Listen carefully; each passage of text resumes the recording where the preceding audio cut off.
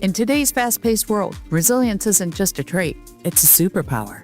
If you're feeling overwhelmed by life's pace with hurry and worry, struggling to find a way, discover the secret with Simon T. Bailey's bestseller, Resilience at Work, How to Coach Yourself into a Thriving Future. Get your copy today on Amazon and unlock your full potential. COVID-19 has cast a spotlight on the stark inequalities that drive poverty. The poorest communities in the U.S. and around the world are suffering the most. Oxfam believes we can put systems in place to protect health and livelihoods in the future if we work together with dignity and compassion. Learn how you can help offer safety to the most vulnerable and fight for a more resilient future at oxfamamerica.org. Sponsored by Oxfam America. This is the Money Matters Radio Network, WBNW 1120 AM and W275CM FM. Concord, Boston, the Money Matters Radio Network. Hey, listen, are you a 50-year-old person looking for term life insurance? Then you need to talk to Bob. Bob specializes in helping people find $1 million or more of term life insurance for a couple of $100 a month. Look, you need to know there's a price war in the term life insurance business, and you may be paying too much. Call Bob, and he'll shop and see how much money he can save you. Look, this could be the last term life insurance policy you ever have. Your rates are guaranteed for the next 20 years. That's right, guaranteed level rates for the next 20 years. And if you're a smoker or your health is not perfect, Bob has great rates for you too. So for $1 million of term life insurance coverage for a couple of $100 a month, call Bob right now. 800-965-7987. 800-965-7987. 800-965-7987. That's 800-965-7987. Paid for by Term Direct. Hi, this is Mike Armstrong from the Armstrong Advisory Group. I'm joined today by Paul Lane to talk about our brand new guide, AI and Your Financial Plan. It's new for the month of July. And Paul, we're hearing companies all over the investment universe talking about how they're utilizing artificial intelligence in their workplace.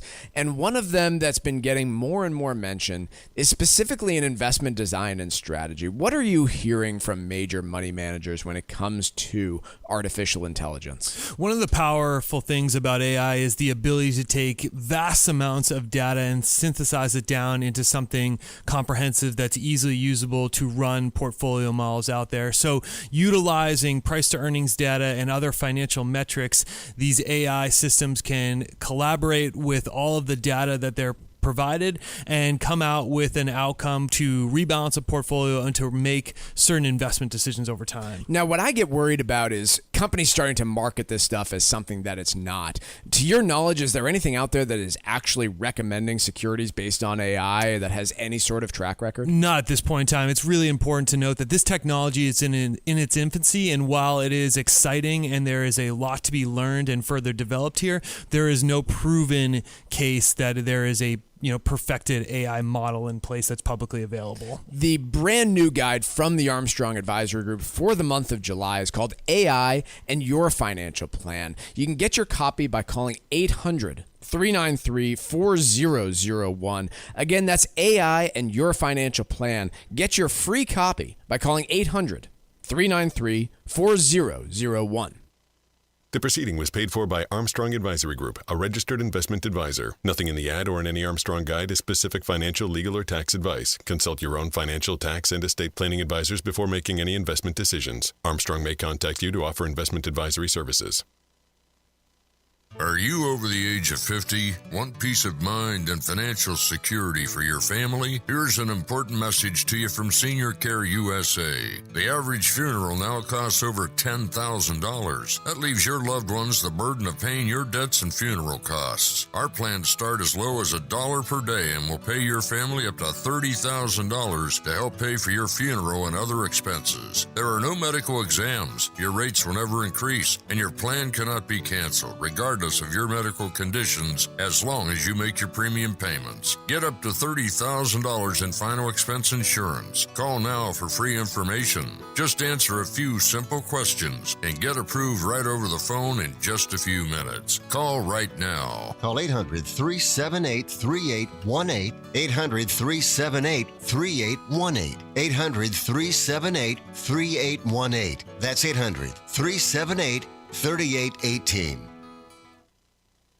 Hi, I'm Michael Valila, Adjutant of the Disabled American Veterans Department of Massachusetts. The DAV of Massachusetts provides thousands of hours of voluntary services at our VA medical centers and soldiers' homes and is the only DAV department in the country to lead a veterans housing initiative for both single veterans and those with families. These programs are critical to serving our veterans in their time of need. You can help our great American heroes by making a donation today. Please visit dav5k.boston. That's dav5k.boston. As a busy mom, my to-do list is full. While we can't add more hours to the day, we do have a great resource to help. Go Red for Women has information to help you and your family live a healthier life. Visit goredforwomen.org/momlife today.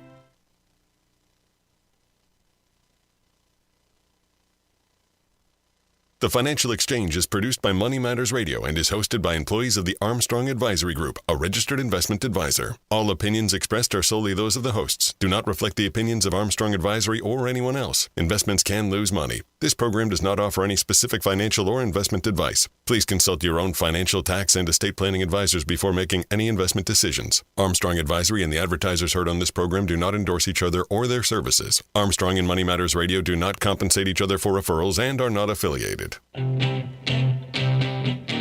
This is the Financial Exchange with Mike Armstrong and Marc Fandetti. Your exclusive look at business and financial news affecting your day, your city, your world. Stay informed and up to date about economic and market trends, plus breaking business news every day. The Financial Exchange is a proud partner of the Disabled American Veterans Department of Massachusetts. Help us support our great American heroes by visiting dav5k.boston and making a donation today. This is the Financial Exchange with Mike Armstrong and Marc Fandetti. Good morning and welcome back to the Financial Exchange. Hope everyone had a great Independence Day weekend. Fantastic weather here across New England, at least. But obviously, hearts going out this morning to Texas and the devastating loss of life there.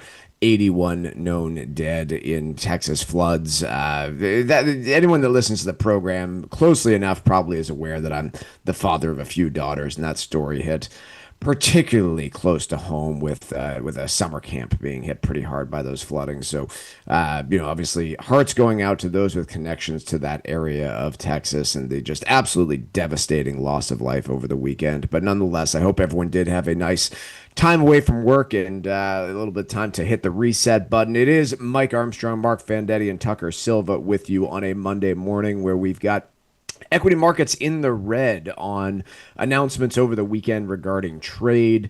We are expecting some announcements of deals from Treasury Secretary Bessent. We're also going to be diving in there because it looks like there is a new tariff deadline updated from the one coming this Wednesday. But also over the long holiday weekend, we had the signing of the Big Beautiful Bill Act. And so now that it's actually law, Mark, I think we can spend a little bit of time there. Anything else catching your eye this morning in markets? No, let's get into it. So we had this thing passed, and to be clear, the big sweeping change from this bill, if you take a look at it from a, I think, general financial perspective, is that tax rates don't snap back to where they were pre-2017. What this bill really does is lock in a lot of the changes that were made in 2017 that we've all been operating under for the last 8 years or so. And if you're looking at, the deficit effect of this bill, if you're looking at any of the real financial impact, it is that, because the laws on the books were that tax rates were going to change substantially come January 1, 2026 for most Americans. Most Americans would have seen their tax rates go up. This bill prevents that from happening and then carves out a whole bunch of additional things on top of that. And we'll get to the deficit impact and financial impact of this bill later, but I want to start with some of the facts of what is actually changing here. I already mentioned, 2017 tax cuts are permanent. The standard deduction is now locked in and permanent, which means for a married couple, it's going to be $31,500 in 2025.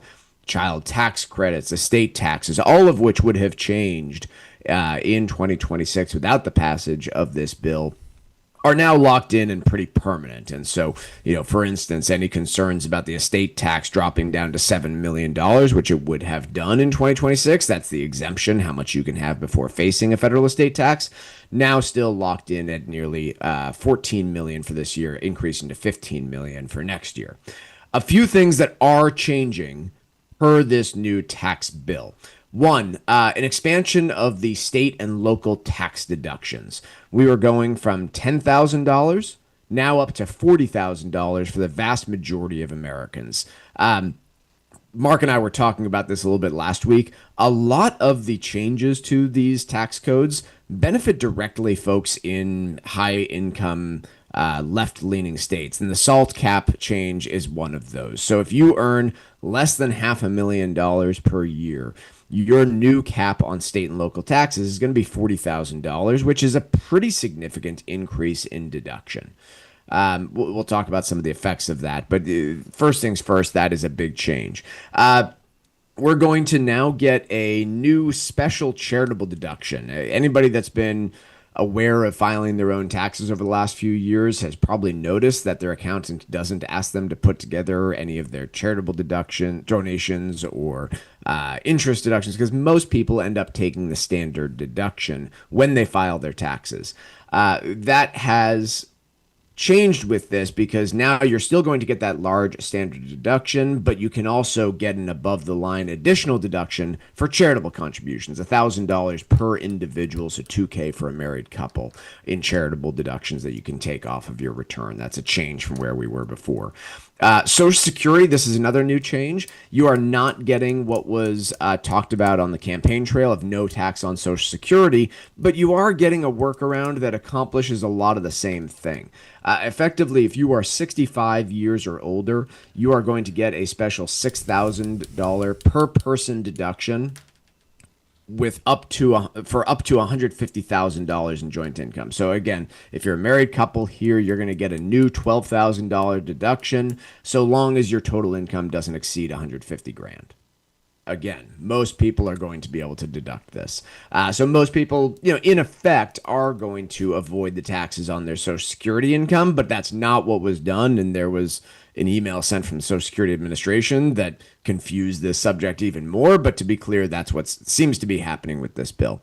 Taxes on tips on overtime, both of those, you're going to get a new deduction. How they sort all this out and how the employer reports it is an open question. But if you make less than $300,000 and work in certain industries only, you're going to be able to deduct both tips income as well as overtime income, effectively making $25,000 if you're, again, married filing jointly here, of that income tax-free.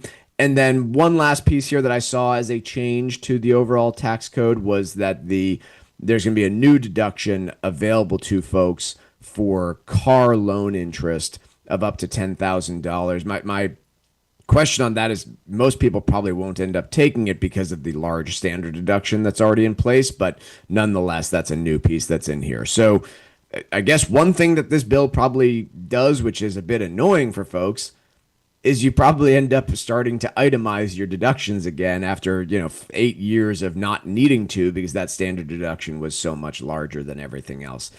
Mark, I think I've covered most of the changes to the overall tax code that people are going to find significant. There are others. There are faster phase-outs for green energy credits and new things when it comes to 529s. But mainly those, I think, 6 big changes: SALT, charitable, Social Security tips, overtime, and car loan interest are the big new things going into place with this tax bill so far as I could tell. Did I miss anything?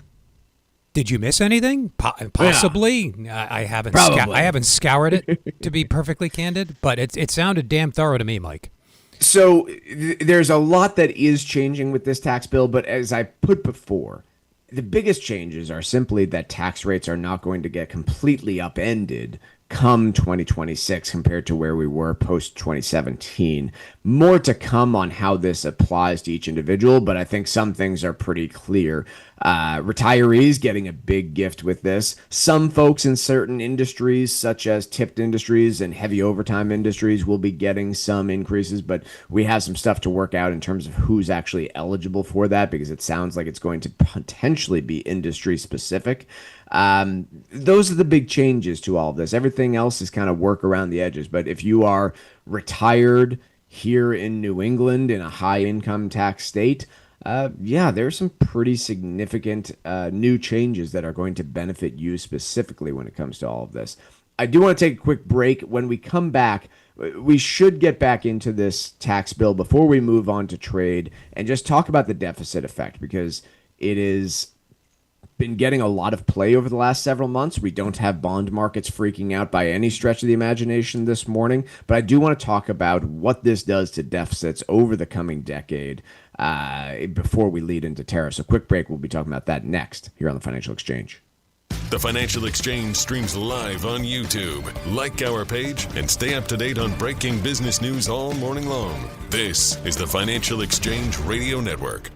Artificial intelligence is constantly evolving and can even be a revolutionary asset to a financial strategy. Hi, this is Mike Armstrong from the Armstrong Advisory Group. Our new guide is called AI and Your Financial Plan. In it, we explain how artificial intelligence continues to make inroads into our daily lives and how the advent of its technologies may affect an existing or future financial plan. AI serves the public in a variety of ways, from apps to monitor personal finances to tools that analyze investments. AI is not the future anymore. Its effect is felt by businesses of all kinds on a daily basis. Call us today at 800-393-4001 and ask for your free guide. That number again is 800-393-4001, or you can request the guide online by visiting us at armstrongadvisory.com. The proceeding was paid for by Armstrong Advisory Group, a registered investment advisor. Nothing in the ad or in any Armstrong guide is specific financial, legal, or tax advice. Consult your own financial, tax, and estate planning advisors before making any investment decisions. Armstrong may contact you to offer investment advisory services. Summer's here, New England, and it's the perfect time to trade the daily routine for something extraordinary. Say hello to the U.S. Virgin Islands, America's Caribbean paradise. Explore the vibrant history and flavor of St. Croix, lounge on the stunning beaches of St. Thomas, or find your peace on the quiet shores of St. John. From the moment you arrive, you'll feel it. You're naturally in rhythm with the heartbeat of the islands. There's no passport needed, no currency to exchange, just warm weather, clear blue water, and unforgettable experiences waiting for you. Whether you're planning a romantic escape, a family adventure, or a little of both, this is the summer to make it happen. Go to visitusvi.com to learn more and start planning. That's visitusvi.com. Your island getaway is closer than you think. The U.S. Virgin Islands, where summer never ends. Book your trip today at visitusvi.com. If you or a loved one needs a nursing home stay and you aren't prepared, the expense can be devastating to your savings. Understanding the Medicaid process is a key element to any successful estate plan. So call Cushing & Dolan today and request their new guide called Last Minute Medicaid Eligibility. It'll walk you through any changes to the Medicaid rules, how to adjust to those changes, and best practices that can help educate you on how to manage expenses you might incur down the road.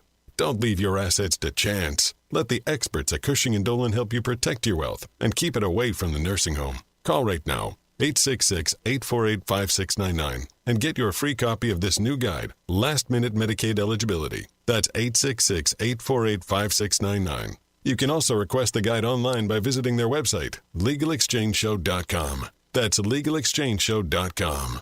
The proceeding was paid for, and the views expressed are solely those of Cushing & Dolan. Cushing & Dolan and or Armstrong Advisory may contact you offering legal or investment services. Cushing & Dolan and Armstrong Advisory do not endorse each other and are not affiliated. It happens all over Massachusetts. Can you tie my shoes? In every home and every community. Be careful on your bike. Learning can happen anytime, anywhere. We'll see you at practice this weekend. And no matter how learning takes place in your family's life, DESE is there as your partner.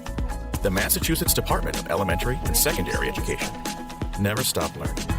Find out more at mass.gov/back-to-school. Sponsored by the Massachusetts Department for Elementary and Secondary Education.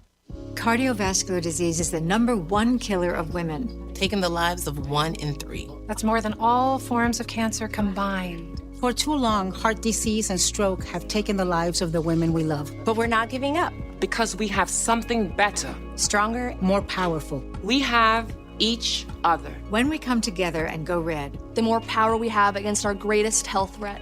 Visit goredforwomen.org today to learn more.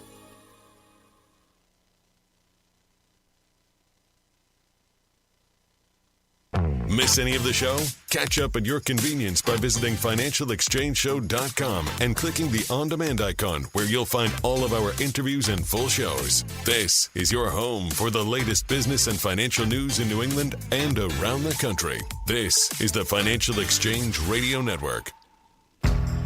This segment of the Financial Exchange is brought to you in part by the U.S. Virgin Islands Department of Tourism. 3 stunning islands, St. Croix, St. Thomas, and St. John, all just a quick flight away. No passport required, just sunshine, soft sand, and that warm island vibe. Craving a break? Plan your fall escape now and experience the beauty of America's Caribbean paradise, the U.S. Virgin Islands. Book today at visitusvi.com. That's visitusvi.com. Tucker, we'll be continuing to discuss the Big Beautiful Bill Act and the changes to the tax code, kind of weaving our way throughout the show. If folks have questions, can you read off the text line for me again? Sure, yeah. I'm pretty sure I have it, but I don't want to give the wrong number. Text line to the Financial Exchange, 617-362-1385. So, acknowledging here for a moment that neither Mark nor myself are CPAs or, tax experts here. Feel free to text the show with questions about the Big Beautiful Bill and how it might affect you, and we'll do our best to dig in. But, Mark, as we go along here, I think the most recent read from the Congressional Budget Office was that the Senate package that was voted through was going to add about $3.3 trillion in budget deficits over the next decade. A lot has been called out about this, making headlines about it. We've got the dollar falling this year and a lot more deal being made out of deficits than most any time that I recall in the last few years. How likely in your mind, I guess, is it that this is some form of catastrophic moment as we speak? Well, there was already very high potential for upheaval over the next 10 years. This bill doesn't help things, probably. It's not. It doesn't contain any incentives to increase the supply of labor, for example, or improve productivity or anything like that. Its proponents would argue it does, but those arguments aren't bought by most serious people. Sure.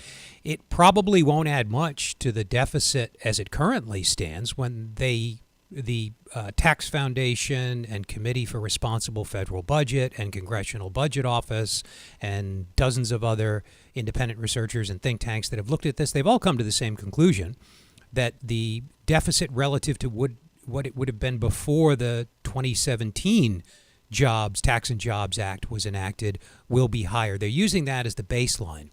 And you might find fault in that. You might say, well, what I care about is what the deficit's going to do relative to what it's done over the last 12 months. And by that reckoning, may not grow that much.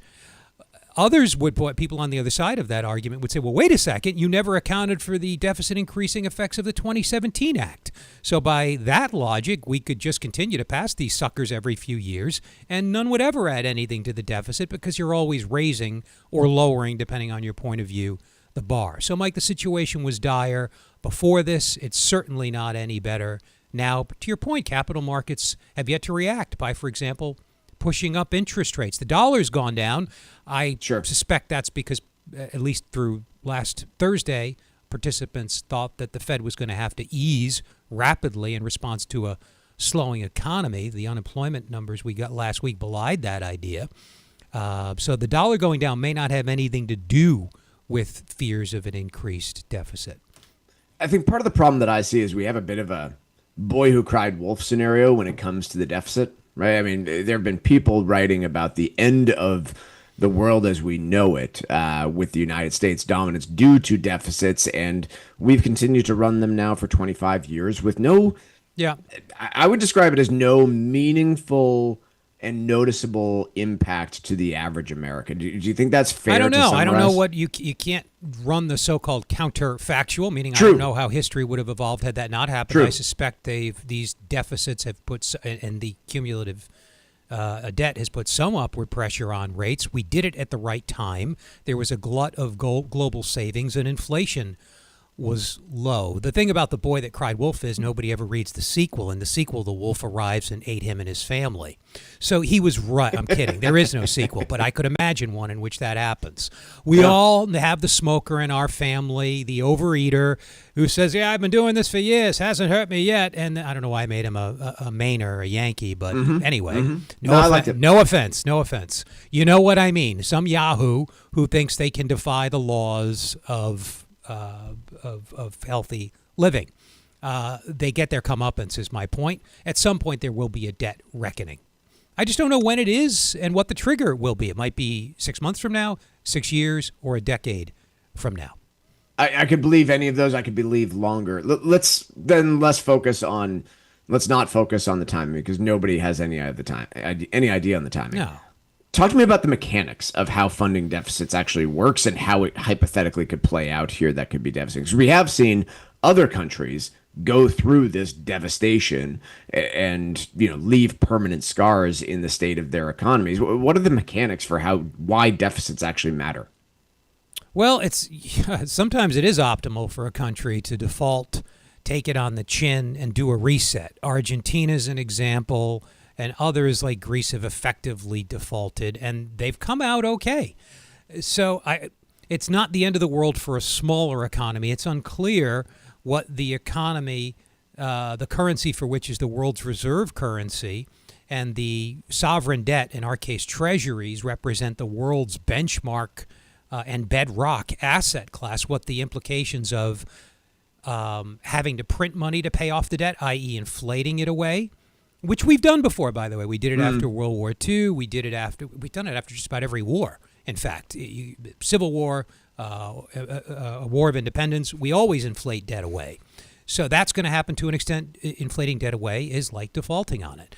Alternatively, you could do a combination of inflating debt away and raising taxes. That's what the North did during the Civil War. I know we're going back a while, but we're a pretty good credit, so we don't have many examples in this country. I think the price level, inflation that is, the price level doubled in the North during the Civil War, but in the Confederacy, it went up by 4,000, if you can imagine that. That tells you that the North both raised taxes and printed a little bit of money to finance the war. The South had no tax base to tap.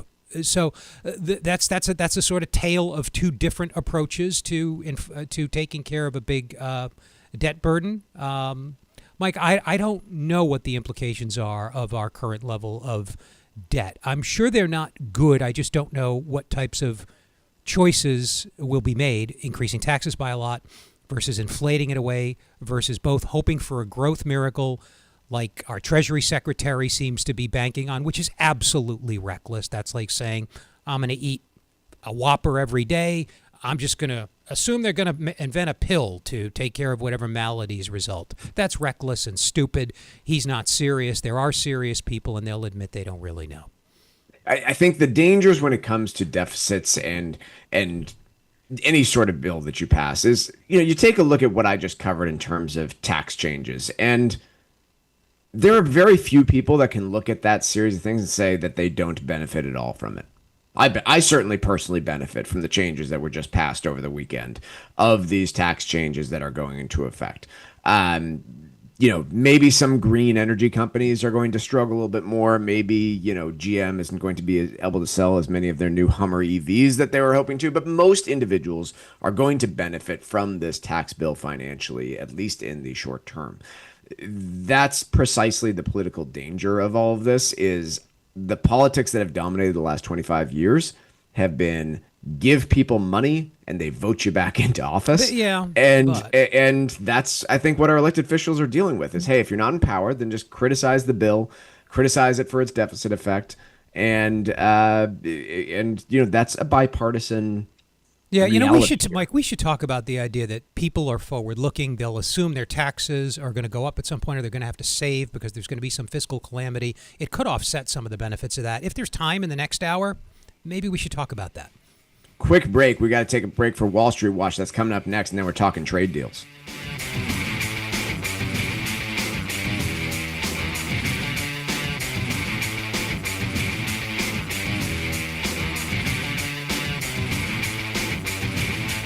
Like us on Facebook and follow us on Twitter @TFE Show. Breaking business news is always first, right here on the Financial Exchange Radio Network. Environmental nonprofit Ocean River Institute is working with communities to tackle climate change with nature-based solutions that feature slowing water down and building more soil with grasses and plants. Research indicates that people acting in their own neighborhoods can build an inch of soil in a year and slow sea level rise down by as much as 25%. Please visit oceanriver.org for more information on opportunities to make a difference and go the distance for savvy stewardship of a greener and bluer planet Earth. Sometimes we know what's next. Other times, it's impossible to know. Life can change in an instant. Don't be caught standing by the next time someone's heart stops. Knowing CPR gives you the ability to act and takes you from bystander to lifesaver. CPR is a life-saving skill. Join the nation of lifesavers today by learning CPR at heart.org/nation. National support for CPR education provided by Elevance Health Foundation. Hey, listen, are you a 50-year-old person looking for term life insurance? Then you need to talk to Bob. Bob specializes in helping people find $1 million or more of term life insurance for a couple of $100 a month. Look, you need to know there's a price war in the term life insurance business, and you may be paying too much. Call Bob, and he'll shop and see how much money he can save you. Look, this could be the last term life insurance policy you ever have. Your rates are guaranteed for the next 20 years. That's right, guaranteed level rates for the next 20 years. And if you're a smoker or your health is not perfect, Bob has great rates for you too. So for $1 million of term life insurance coverage for a couple of $100 a month, call Bob right now. 800-965-7987. 800-965-7987. 800-965-7987. That's 800-965-7987. Paid for by Term Direct. New Englanders love the Caribbean, and now there's a Caribbean travel channel available for you to learn all about Caribbean culture while you're planning your next trip to your favorite island. The TravelShareIt.com marketplace is loaded with information about the arts, festivals, food, and music throughout the Caribbean, and is an interactive website featuring daily travel deals to any island of your choice. Book your next Caribbean vacation on the most comprehensive travel channel for the islands, TravelShareIt.com. That's TravelShareIt.com.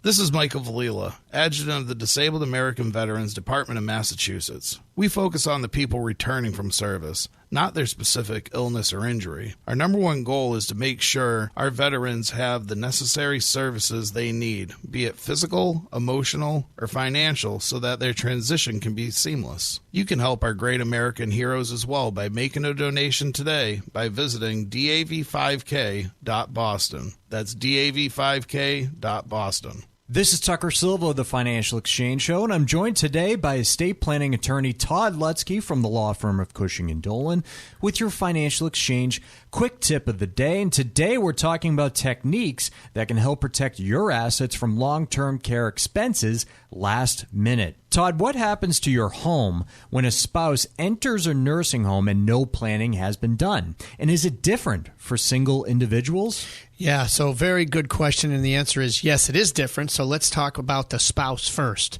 When you're married, if you have a spouse living in the home, regardless of the value of the home, as long as it's located in Massachusetts, it's non-countable. And it's non-lienable. So it's really, truly protected. Now, don't leave it that way. Make sure you put it 100% in the name of the healthy spouse after that happens.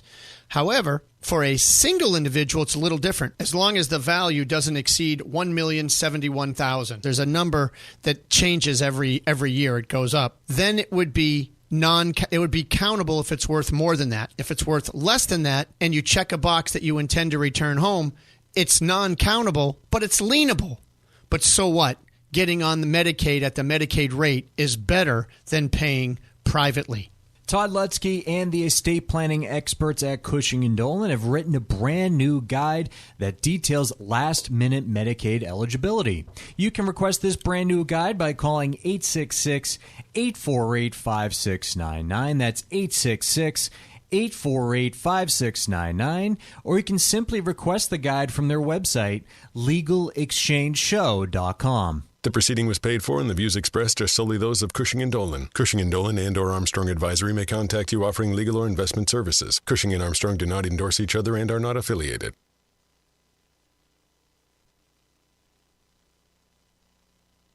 Time now for Wall Street Watch, a complete look at what's moving markets so far today, right here on the Financial Exchange Radio Network. Traders returning from the July 4th holiday and shifting their attention from taxes to tariffs with President Trump's July 9th deadline. Although administration officials have signaled a new August 1st deadline is a possibility. Right now, Dow is off by 212 points, about 0.5% lower. S&P 500 also down about 0.5% or 30 points. NASDAQ is off by 0.6% or 134 points. Russell 2000 is off 0.4%. 10-year Treasury yield up 3 basis points this morning at 4.37%, and crude oil up about 0.9%, trading at $67.59 a barrel. More tensions between Tesla CEO Elon Musk and President Trump after Musk said he would form a new political party called America Party, with Trump calling it ridiculous. Tesla shares are sinking by 7%. Meanwhile, Oracle down by 2% after the company said it is slicing the cost of its database software and cloud computing service for the government, making it the largest tech giant to offer the Trump administration a significant discount on services. Elsewhere, new data from research firm Counterpoint found that iPhone sales in China grew for the first time in 2 years last quarter, but not enough to overtake local rival Huawei. Apple shares are off by about 0.5%. Shell said it expected weaker gas trading would hurt quarterly earnings. That stock down by 2%. Constellation Brands upgraded to buy from hold at Jefferies, citing its wine business that is turning profitable. Strong cash flows as well as buybacks. Constellation shares are mostly flat today. And later this week on Thursday, Delta Airlines will kick off second quarter earnings season. I'm Tucker Sylvan. That's Wall Street Watch. I'll tell you, Mark, I don't know that there has been ever someone less popular to represent the creation of a new political party, but we'll see what Elon Musk is able to pull off with this. He's managed to make just about everyone angry, so we'll see how that goes. He seems to be a man of principle, though. That I agree he went off the rails a little bit, but he seems to be acting just on principle here. It might be a little bit of self-interest in that he's losing some of the credits which account for a disturbingly large, continue to account for a disturbingly large portion of his company's revenue and income are going away under the new bill, Mike. But otherwise, he seems genuinely concerned with I've thought about this fiscal train wreck. Go ahead, sorry. I've thought about this a fair bit, Mark. I do agree with you. You know, if he was genuinely concerned about the phase out of green energy tax credits, he could have supported Kamala Harris in her run for president. Or he could have gone. He could have gone back to the president on his knees and groveled and said, "Can you make these? Can you insert these?" The president would have probably, because I don't think the president's just a pragmatist. He doesn't really care. He didn't do that though. So I've always been torn about Elon. I respect his. I'll call it genius, even though it's overused and not quite the right term. I respect his entrepreneurial drive. Yep. At the same time, he's a little bit whimsical, which is weird. So if I were a shareholder, I'd be concerned about that. But again, in this instance, this is not something he needs. People always say about the president, he doesn't need this. He's already a billionaire. Fine, I'll give you that. Nor does Elon. So why assume good intentions on the part of, say, the president? And I think that's okay. He's doing this out of a love for his country. Why assume Elon is not? Unless you know them both personally and you have reason to. Take it at face value. I don't think that I don't think he's doing anything out of self-interest here, nor do I think he is trying to make the country worse by any stretch. I just think that he has managed to make everyone upset with him. Yeah, he has. Well, he's abrasive, as a lot of very successful people, I guess, are. But you know what? You could probably say the same thing about Donald Trump 10 years ago, and so there you have it. Who knows? Let's move on here to trade deals and what we are seeing here. So we have a self-imposed deadline of this Wednesday to have trade deals with hundreds of nations worked out. Over the weekend, the president implied that the first tariff collection date wouldn't be until August 1st, which, again, we're splitting hairs here, but that seems to me to extend the deadline now to August 1st for a trade deal to get negotiated if you're not going to be collecting any of the revenue until August 1st. Anyway, if we are to use the Vietnam deal as some sort of framework, which I guess you have to, given that it's pretty much all we've got, I guess you've got the UK as well. So if we use those two deals as the framework, it would seem to me that we're likely to land at tariff rates globally on imports into the United States of between 10 and 20%, kind of a minimum of 10, with specific industry carve-outs and some exceptions. But I don't know how to look at this any differently if I'm trying to price in or estimate where we are going to be, knowing that, I could be way off based on all this, and maybe some countries are going to be facing 40 some odd percent. But in terms of large trade blocks, I have a tough time believing that any of them are going to face well over 20% when it comes to their ultimate tariff rate of products coming into the U.S.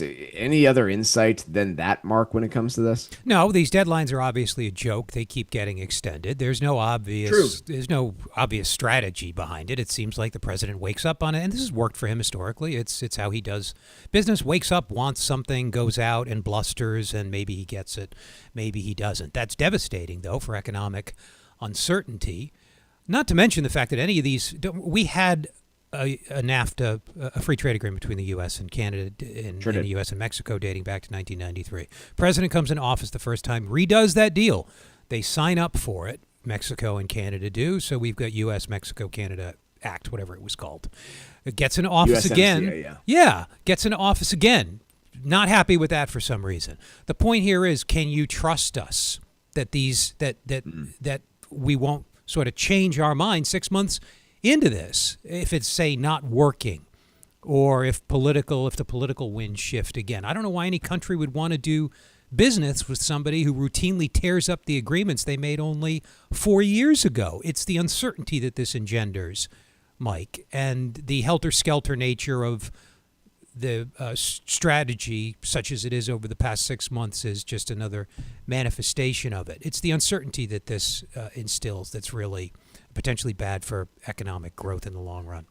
So I've been asked, dozens of times by colleagues, friends, clients, all this spring, like what does the rest of this year kind of play out to look like? And my answer was kind of like, by this summer and fall, are we continuing to talk about piecemeal trade strategy and tariffs, or are we moved on to something else, right? Are we moved on to earnings? Are we moving on to the tax bill that needs to get passed? What is the focus of the American public? And the answer seems to me to be that, hey, we passed the tax bill, we got a good jobs report, and the president immediately shifted his focus back to trade, which is frankly a core tenet of the MAGA push, right? Like that is a core tenet of the MAGA push is increase tariffs in order to benefit the U.S. labor market and push manufacturing, which I think has a lot of flaws to that argument in the first place, which I'm sure you're just jumping to get in on. But this seems to be the new push coming from the White House now that this stuff is in the rearview mirror. And I think that very well could inject a fair bit of volatility into things. I think the real operating principle here is they need to be the center of attention. No offense. It's just this is reality TV translated into politics. Dominate the news. It's a strategy. I'm not criticizing it. It's his strategy.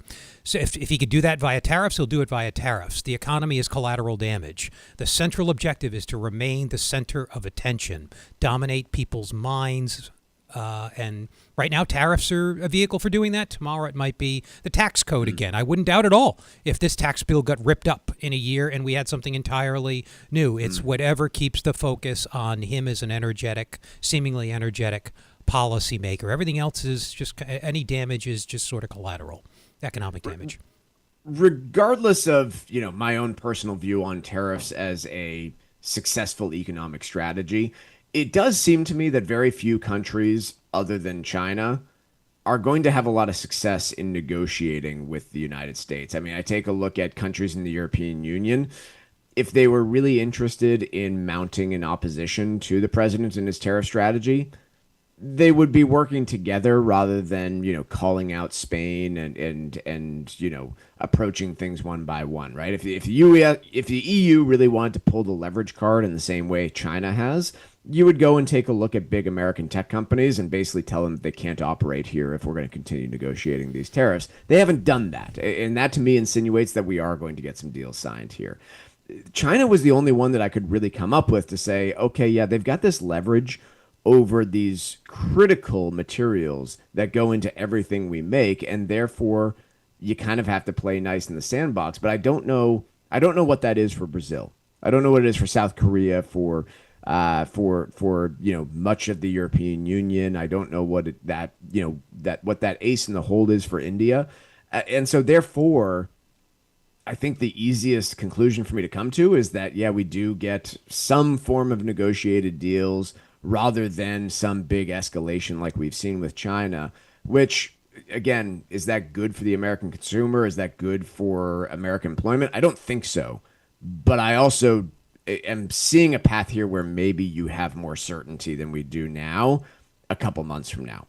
If I'm wrong, and God knows I've been wrong several times before, could we get back to where we were on April 2nd of this year? Yeah, quite possibly, and I think we all remember how that was going. I mean, Mike, our threats aren't credible. They'd amount to economic suicide, so they're counting on us chickening out at the last minute, and so far they've been right to do so. These deadlines, for example, keep getting extended. I've lost count of how many lines in the sand we've drawn on trade. Let's take a quick break. When we come back, I want to head back to the job market and the job report that we got late last week. It was a big shift in the narrative. So we're going to be talking jobs next on the Financial Exchange. Breaking business news as it happens, only here on the Financial Exchange Radio Network. New Englanders love the Caribbean, and now there's a Caribbean travel channel available for you to learn all about Caribbean culture while you're planning your next trip to your favorite island. The TravelShareIt.com marketplace is loaded with information about the arts, festivals, food, and music throughout the Caribbean, and is an interactive website featuring daily travel deals to any island of your choice. Book your next Caribbean vacation on the most comprehensive travel channel for the islands, TravelShareIt.com. That's TravelShareIt.com. This is Michael Valila, Adjutant of the Disabled American Veterans Department of Massachusetts. We focus on the people returning from service, not their specific illness or injury. Our number one goal is to make sure our veterans have the necessary services they need, be it physical, emotional, or financial, so that their transition can be seamless. You can help our great American heroes as well by making a donation today by visiting dav5k.boston. That's dav5k.boston. Summer's here, New England, and it's the perfect time to trade the daily routine for something extraordinary. Say hello to the U.S. Virgin Islands, America's Caribbean paradise. Explore the vibrant history and flavor of St. Croix, lounge on the stunning beaches of St. Thomas, or find your peace on the quiet shores of St. John. From the moment you arrive, you'll feel it. You're naturally in rhythm with the heartbeat of the islands. There's no passport needed, no currency to exchange, just warm weather, clear blue water, and unforgettable experiences waiting for you. Whether you're planning a romantic escape, a family adventure, or a little of both, this is the summer to make it happen. Go to visitusvi.com to learn more and start planning. That's visitusvi.com. Your island getaway is closer than you think. The U.S. Virgin Islands, where summer never ends. Book your trip today at visitusvi.com. Artificial intelligence continues to evolve and can now play a role in financial planning. Hi, this is Mike Armstrong from the Armstrong Advisory Group. There's a lot that's still unknown about the benefits of utilizing artificial intelligence, but understanding it may help you make smarter decisions about how to manage your retirement plan. We have a new guide called AI and Your Financial Plan. In it, we'll take a look at what AI does, how it works, and what risks are associated with using it. The guide is designed to provide you with a clearer picture of the tools available as you evaluate your overall strategy. If you'd like to learn more about how AI can have an effect on your financial planning, call us today at 800-393-4001. That number's 800-393-4001, or you can request it online from our website, armstrongadvisory.com. The proceeding was paid for by Armstrong Advisory Group, a registered investment advisor. Nothing in the ad or in any Armstrong guide is specific financial, legal, or tax advice. Consult your own financial, tax, and estate planning advisors before making any investment decisions. Armstrong may contact you to offer investment advisory services. Here at the Massachusetts Department of Elementary and Secondary Education, we are committed to all students not only attending, but succeeding at school. Your presence is powerful. Share why you attend at doe.mass.edu. Sponsored by the Massachusetts Department of Elementary and Secondary Education. Let's talk LDL. AKA bad cholesterol. The higher your LDL cholesterol, the higher your risk of a heart attack or stroke. Your health matters. Know your number. Talk to your doctor and get your cholesterol checked. And learn how to help lower your LDL bad cholesterol. Because your health is in your hands. Find out more at heart.org/LDL.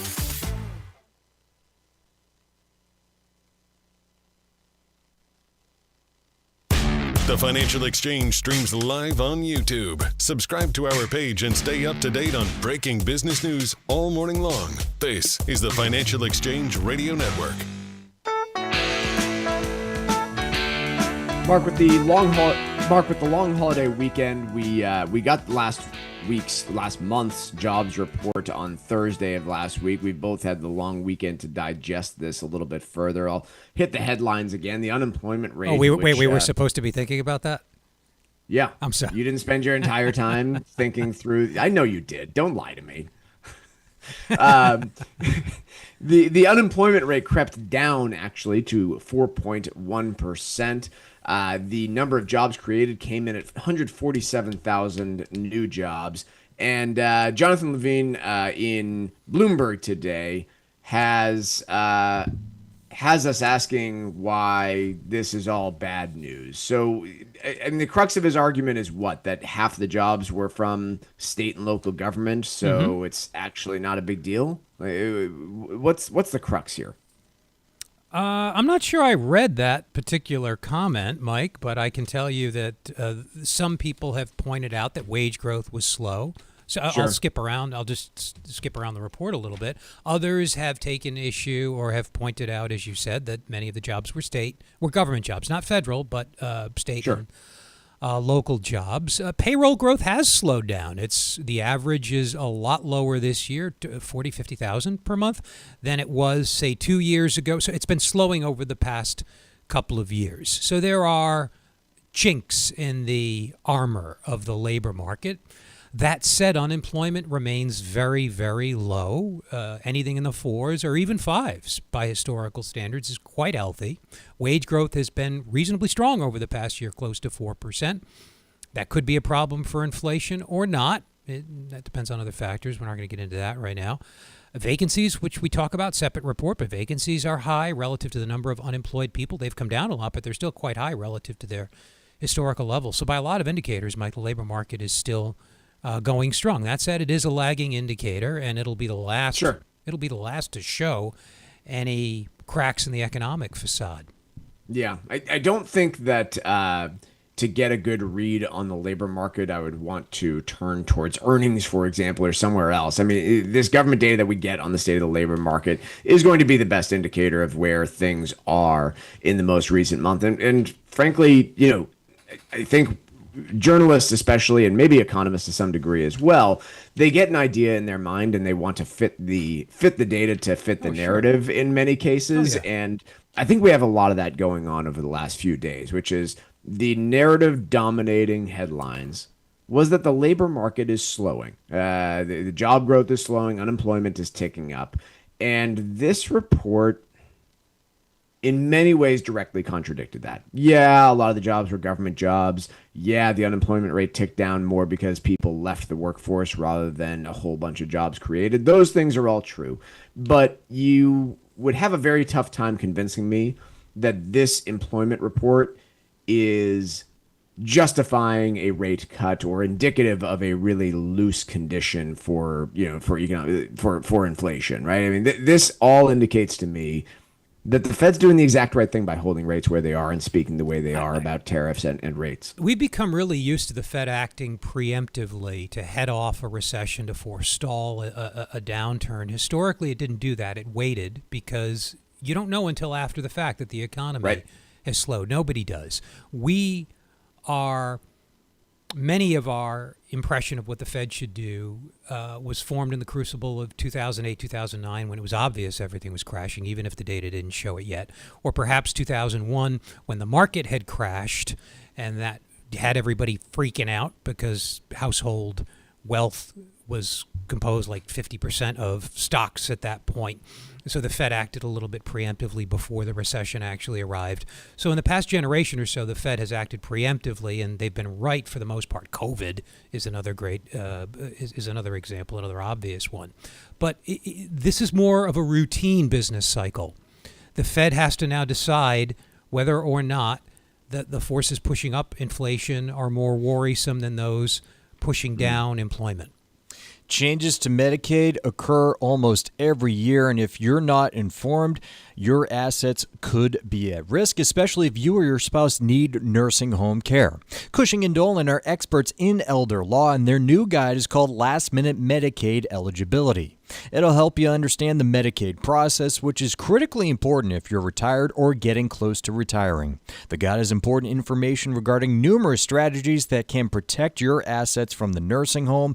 It could be your primary home, a vacation home, or any rental property you may own. You've worked hard to achieve wealth, so don't take chances when it comes to protecting it. Get your copy of Cushing & Dolan's brand new guide called Last Minute Medicaid Eligibility by calling 866-848-5699. That's 866-848-5699, or you can request it from their website, legalexchangeshow.com. The proceeding was paid for, and the views expressed are solely those of Cushing & Dolan. Cushing & Dolan and/or Armstrong Advisory may contact you offering legal or investment services. Cushing & Armstrong do not endorse each other and are not affiliated.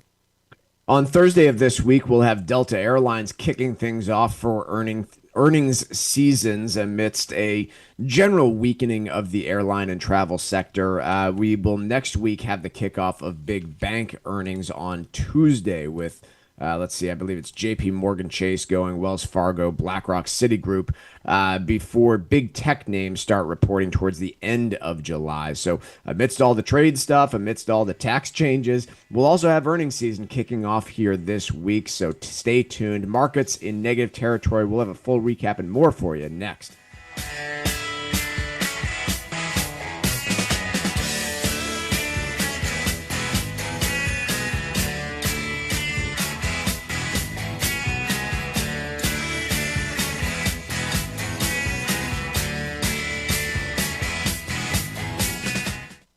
It happens all over Massachusetts. Can you tie my shoes? In every home and every community. Be careful on your bike. Learning can happen anytime, anywhere. We'll see you at practice this weekend. And no matter how learning takes place in your family's life, DESE is there as your partner. The Massachusetts Department of Elementary and Secondary Education. Never stop learning. Find out more at mass.gov/back-to-school. Sponsored by the Massachusetts Department for Elementary and Secondary Education. Environmental nonprofit Ocean River Institute is working with communities to tackle climate change with nature-based solutions that feature slowing water down and building more soil with grasses and plants. Research indicates that people acting in their own neighborhoods can build an inch of soil in a year and slow sea level rise down by as much as 25%. Please visit oceanriver.org for more information on opportunities to make a difference and go the distance for savvy stewardship of a greener and bluer planet Earth. This is Michael Valila, Adjutant of the Disabled American Veterans Department of Massachusetts. The DAV of Massachusetts has helped me and countless others adjust to civilian life through a variety of incredible programs. Through our local Veterans Assistance Program, we provide necessary services to veterans and their communities, such as food shopping, landscaping, and companionship, but we need your support. You can help by making a donation today. Please visit dav5k.boston. That's dav5k.boston. This is the Money Matters Radio Network, WBNW 1120 AM and W275 CM FM, Concord, Boston. The Money Matters Radio Network. Are you over the age of 50? Want peace of mind and financial security for your family? Here's an important message to you from Senior Care USA. The average funeral now costs over $10,000. That leaves your loved ones the burden of paying your debts and funeral costs. Our plans start as low as $1 per day and will pay your family up to $30,000 to help pay for your funeral and other expenses. There are no medical exams. Your rates will never increase, and your plan cannot be canceled, regardless of your medical conditions, as long as you make your premium payments. Get up to $30,000 in final expense insurance. Call now for free information. Just answer a few simple questions and get approved right over the phone in just a few minutes. Call right now. Call 800-378-3818. 800-378-3818. 800-378-3818. That's 800-378-3818.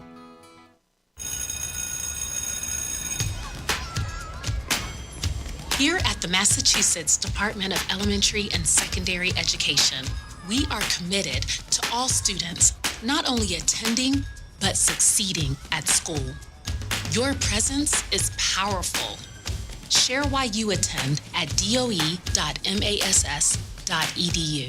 Sponsored by the Massachusetts Department of Elementary and Secondary Education. Summer's here, New England, and it's the perfect time to trade the daily routine for something extraordinary. Say hello to the U.S. Virgin Islands, America's Caribbean paradise. Explore the vibrant history and flavor of St. Croix, lounge on the stunning beaches of St. Thomas, or find your peace on the quiet shores of St. John.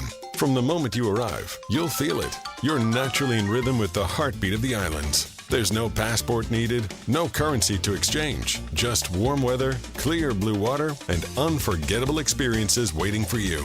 Whether you're planning a romantic escape, a family adventure, or a little of both, this is the summer to make it happen. Go to visitusvi.com to learn more and start planning.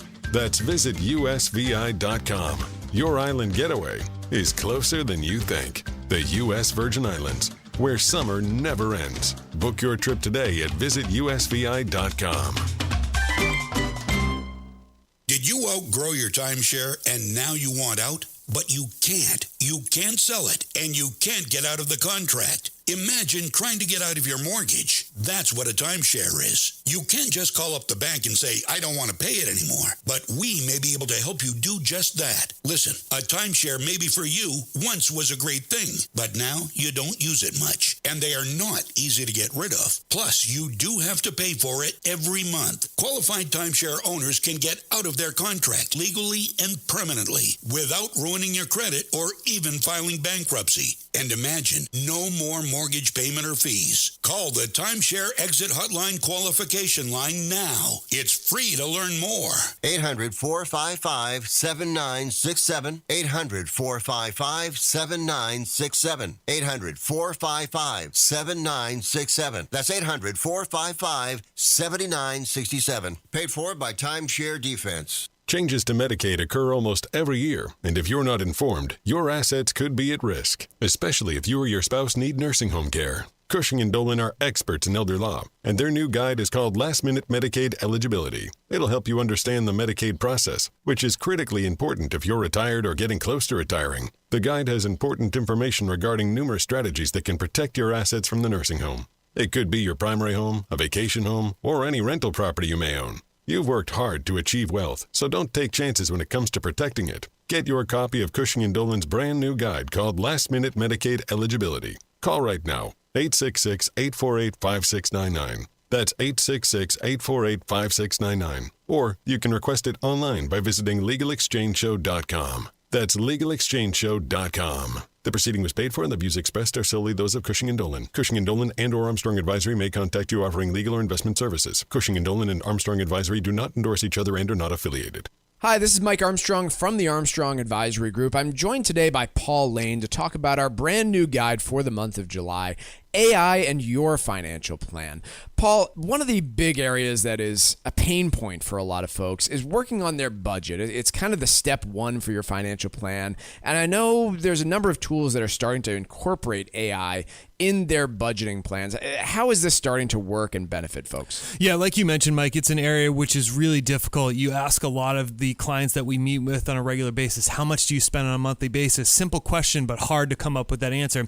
What these AI tools can do is aggregate all of your total spending together, categorize different areas, and use that data to try and project what you may spend in the future. This is a critical step in the retirement planning process to get a sense for what are you spending today and can you afford to spend that much in the future. It is important to note, certainly, that there are drawbacks that come with it too. Yeah, talk to me. This is a technology that's in its early stages, and it's only as good as the data that's fed to it. There can be some issues sometimes with properly categorizing certain types of expenses over time, and as such, you have to be very careful when you're using this type of technology and perhaps vet it against your own assumptions through that old school spreadsheet fashion as well. It's always a good idea, but especially when we're talking about brand new emerging technologies. Folks, the brand new guide from the Armstrong Advisory Group is all about AI and how it could affect your financial planning strategy. If you would like to get your free copy, call the Armstrong Advisory Group at 800-393-4001. The guide again is AI and Your Financial Plan. It's available at 800-393-4001. The proceeding was paid for by Armstrong Advisory Group, a registered investment advisor. Nothing in the ad or in any Armstrong guide is specific financial, legal, or tax advice. Consult your own financial, tax, and estate planning advisors before making any investment decisions. Armstrong may contact you to offer investment advisory services.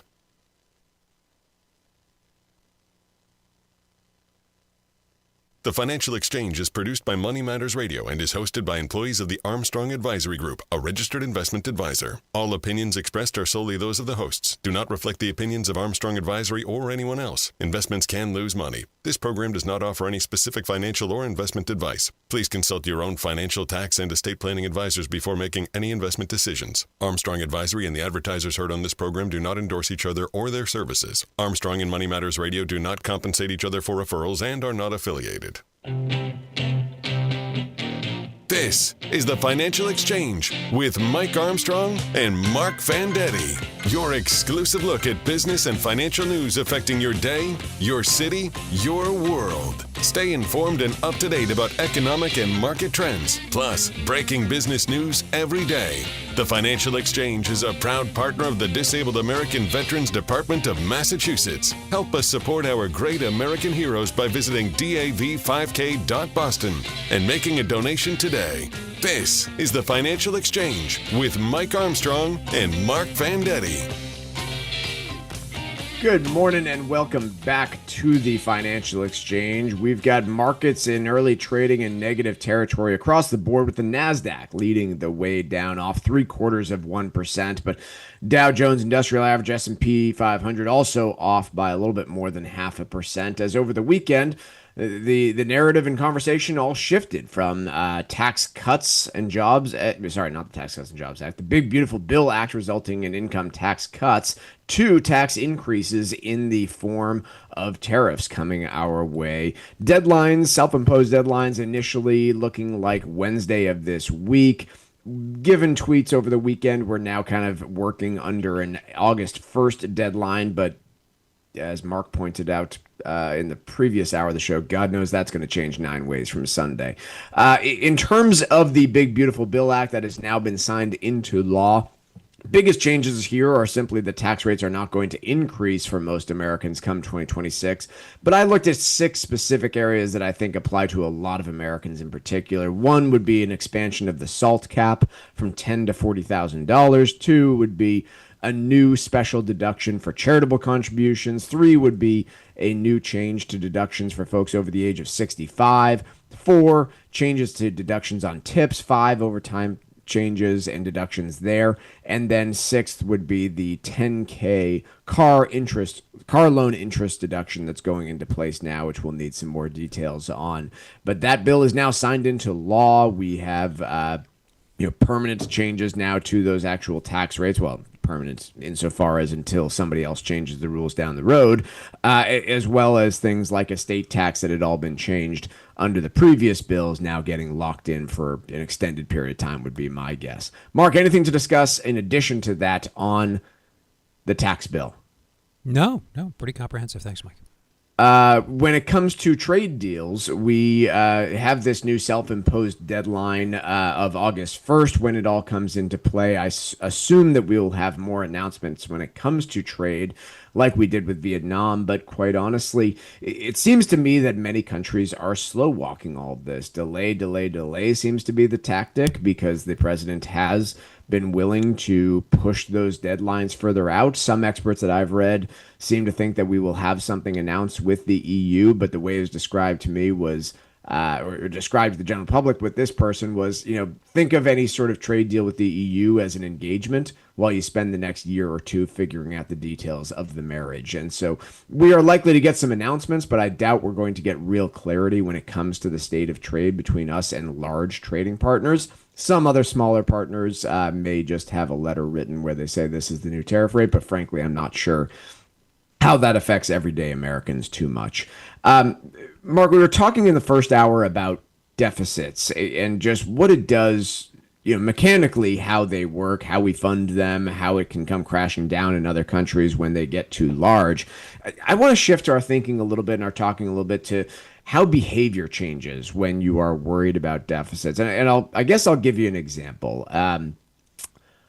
I have spoken to many, many people over the course of the last decade who all seem to assume that tax rates are going to eventually go up meaningfully. I've talked to several people in addition who think that Social Security is going to go away. And if you genuinely believe those things, you do change your behavior a little bit. For example, I've seen people pull money out of their traditional IRAs earlier than they need to because they're concerned about tax rates going up in the future or for their children. I've seen people claim their Social Security early because they're worried about the funding of the program and where the benefits actually go. What sort of things can make their way into the American psyche, and do you think they're actually starting to when we talk about deficits that are as large as they are now and increasing at a fairly rapid pace? Possibly. It's not a new idea. An economist by the name of David Ricardo, who was English, despite what the last name sounds like, I think his family was from Spain or something, came up with this idea in the early 1800s. It's actually called Ricardian equivalence. And to put it really simply, debt is just future taxes or future inflation. So what do people do when they get a tax cut? Now, this is not always the case, by the way. There's some evidence that debt-financed tax cuts do increase spending today. But it could very well be the case that with respect to this tax cut, like the one in 2001, that it does not increase spending, consumption more technically. People anticipate that it's going to need to be paid back one way or the other, so they don't change their average spending. Again, if you just keep in mind that debt is future taxes, $1 given to you today by the government is going to have to be paid back with interest one way or the other whenever the, say, bond used to finance that tax cut.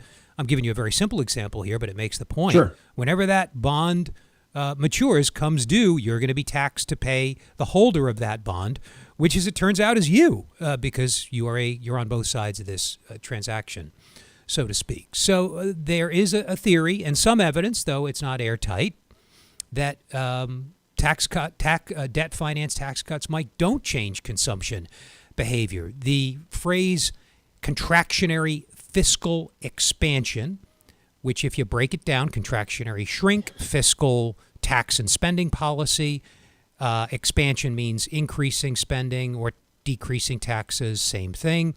That phrase, contractionary fiscal expansion, describes what happens when the government tries to stimulate the economy but fails because people anticipate that the piper's got to be paid at some point. That's what happened in 2001, for example. Most researchers agree. 1990s, opposite happened. Clinton raised taxes. That allowed the Fed to keep rates low. Long-term interest rates came down. the economy, not just because of that, there were other forces at work, but the economy boomed. That was arguably an expansionary fiscal contraction, which is different than the phrase I used earlier. It's all very interesting. Unfortunately, we have to live through it to find out what the result's going to be. We can't tell you in advance. So to put it, I'm going to try and put all of these words plainly. To put it plainly, I think the effect that you would be playing out here is if Americans think that their country is in a fiscal disaster zone, then they're going to save more than they spend. That's one example of it, yeah. And if they think that their overall financial house is in order, then they are going to think that, hey, maybe taxes don't need to go up and maybe I can afford to spend a little bit more and save a little bit less because I'm not terrified about the state of the overall. Maybe. I'm like, I don't know if I buy all this, by the way. I maybe I know, I sounded expressing convincing. I'm not sure I buy it. I don't get the mechanism, first of all. Like, what are you telling me? Somebody reads the Wall Street Journal, does a little projection of future deficits and debt and what they're going to owe or their kids are going to owe in 25 years and then modify their spending today accordingly. I don't think I buy that. In basket case economies, people are far more... Let me give you an example. We're far more attuned, we all are, to inflation right now than we were 5 years ago. And that's why inflation expectations are on a hair trigger. They go up very fast, as we've learned over the past few months. If indeed our fiscal situation, by that I just mean tax, spending, debt, and the effect it can have on interest rates, if that does indeed start to spin out of control quickly at some point, we will be on a hair trigger with respect to future government spending. The Argentinians are a good example of this, although Milei may have somewhat righted the ship, so this example's a little bit outdated. But people in basket case countries, and I'm not saying we are one because I don't believe that, but we could become one, they're much more attuned to the impact of changes in fiscal policy on things like future taxes and inflation than we are, because we've been blessed historically, though we might be squandering our inheritance there. Oh, sorry. I somehow muted myself. You dozed off. I have that effect. Barron's tells us that if we want to know where the economy is heading, we need to study earnings, Mark. And this has been something that bothers me over and over again because, as you have reminded me, no serious economist builds a model based on earnings to forecast where the economy is going. Am I wrong about that? Well, he's talking about average hourly earnings, right? Not company earnings.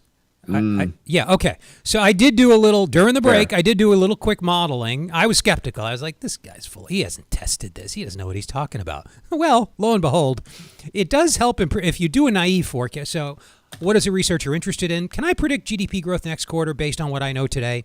What do I know today? Well, I know a lot of things today in theory, but which of them are useful? So you have to sort of test combinations and then be wary of various statistical pitfalls and so forth. But I can tell you that earnings, if you add them to a simple model of what the economy was doing last quarter, they do improve your forecast a little bit. I can tell you that. I can also tell you that I also threw unemployment in there and vacancies because I had a little bit of spare time because Tucker's not talking to me. Because I do this in my spare time is why he's not talking to me. And they also... It's all coming full circle, isn't it? This is like a big intervention. A lot of things. We're not even broadcasting right now, Mark. A lot of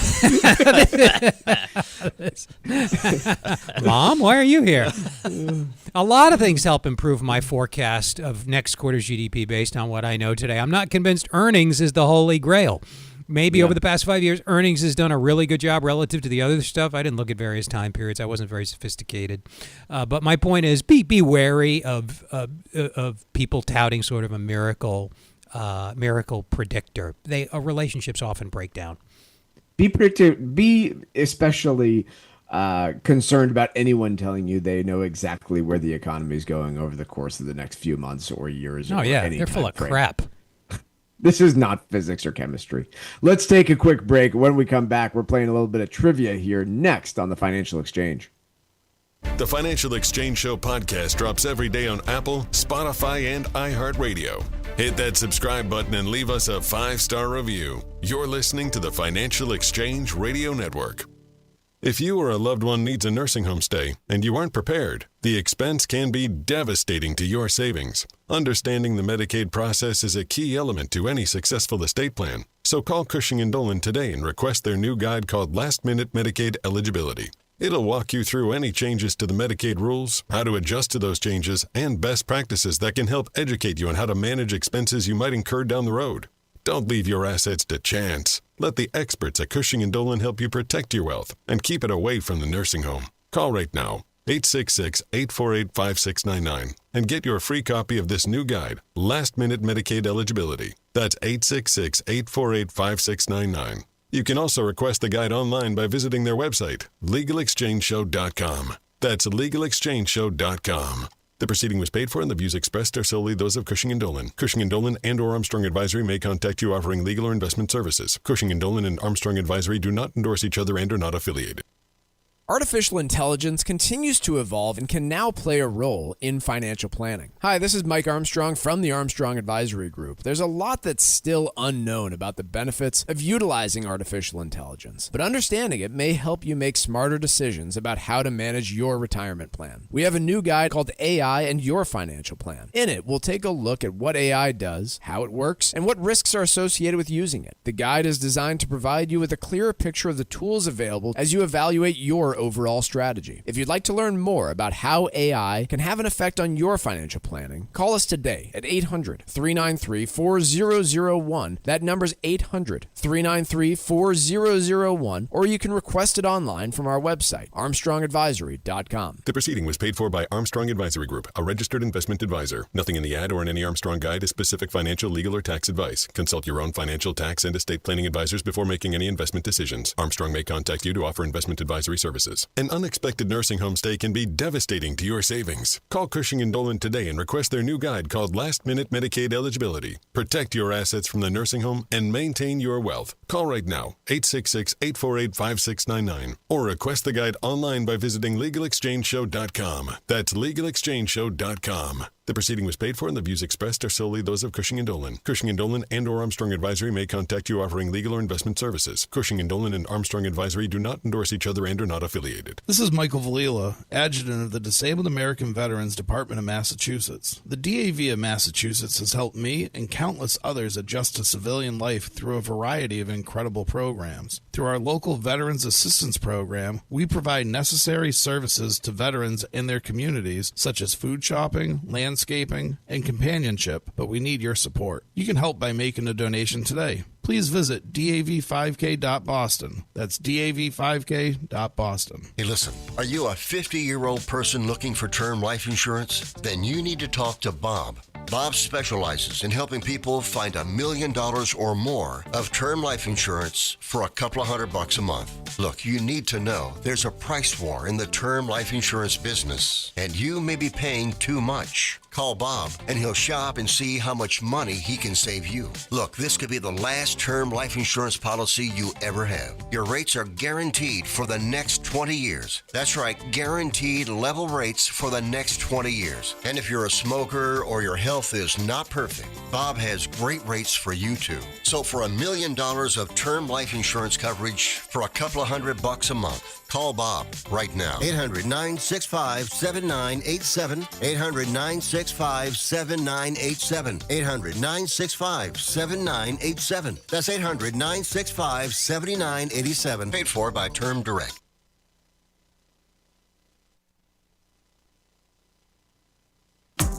The Financial Exchange is live on SiriusXM's Business Radio Channel 132, weekdays from 11 to noon.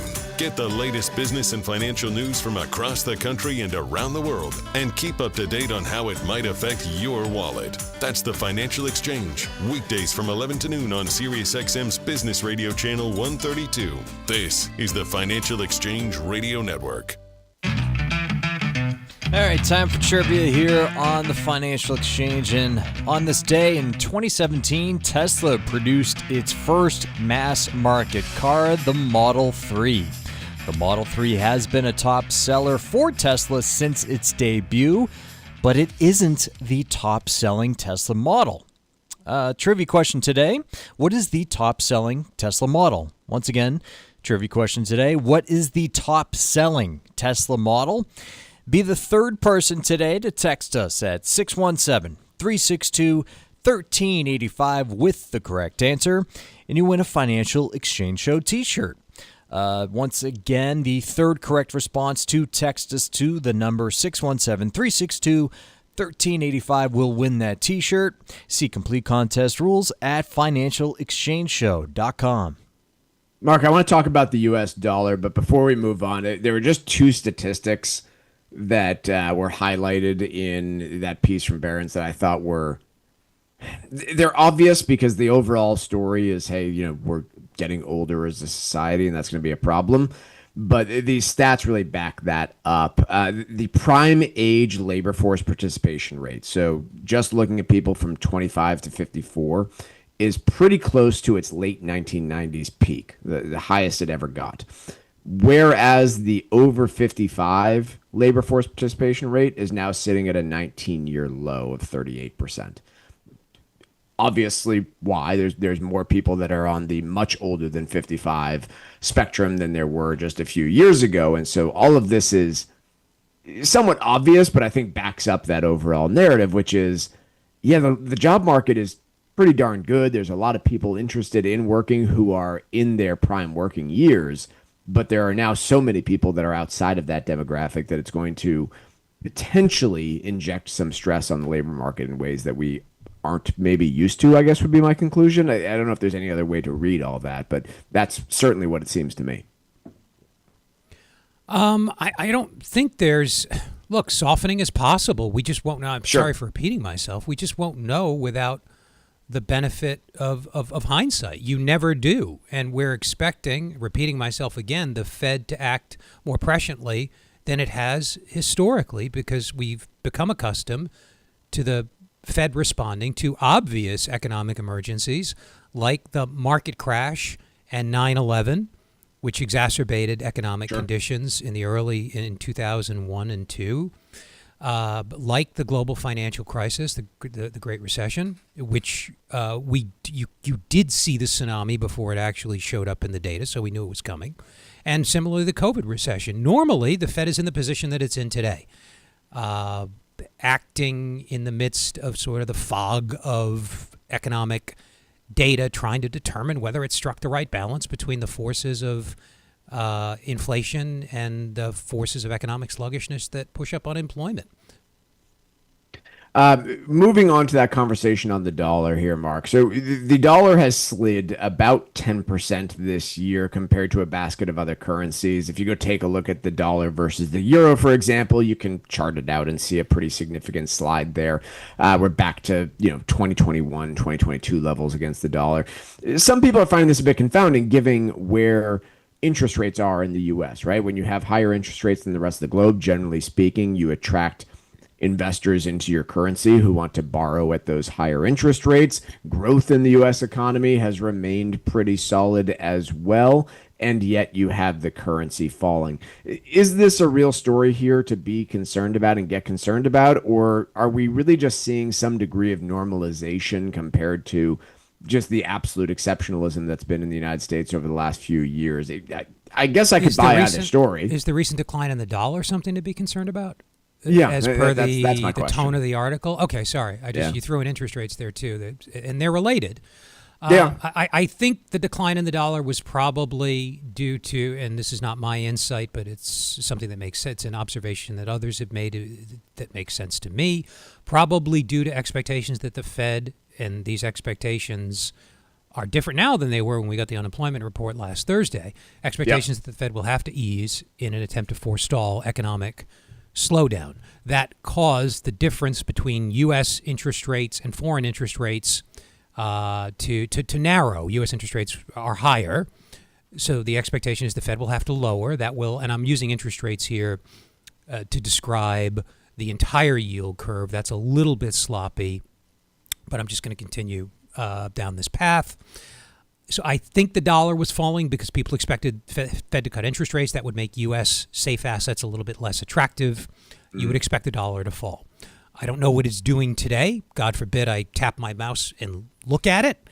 But I'm going to say the dollar has firmed over the last couple of days since we got the employment numbers. Yeah. Yeah, and what's certainly firmed over the last few days since we got the employment numbers are the expectations for what the Fed ends up doing. A week ago, today, the expectations of a rate cut at this next July meeting were still possible. It's like a 1 in 5 chance, according to the Chicago Mercantile Exchange, CME Group, that we would have a rate cut in this July meeting. That's been all but taken off the table at this point, with only a 5% likelihood of the rate cut now at that July meeting. You get out now to September, and yeah, there's a pretty good chance of a rate cut by September, but there's still a 1 in 3 chance that, in fact, no, they don't end up cutting rates at all between now and that meeting, which doesn't even occur until September 17th. Right. We don't know. They don't know. So criticizing them, unless you have very strong conviction in the short-term direction of the economy, criticizing them is irresponsible if you're a public figure, and futile anyway. We know monetary policy operates with long so-called lags. It takes a while for the effects of interest rate changes to work their way through the economy. Yeah, I couldn't agree more. Criticizing the Fed is, if anything, going to have the opposite effect on what you want them to do, but nonetheless, that's going to be the strategy here, and mounting pressure to cut. We got to take a quick break. When we come back, Wall Street Watch coming up, followed by late career job losses, a piece by the Wall Street Journal. That's next here on the Financial Exchange.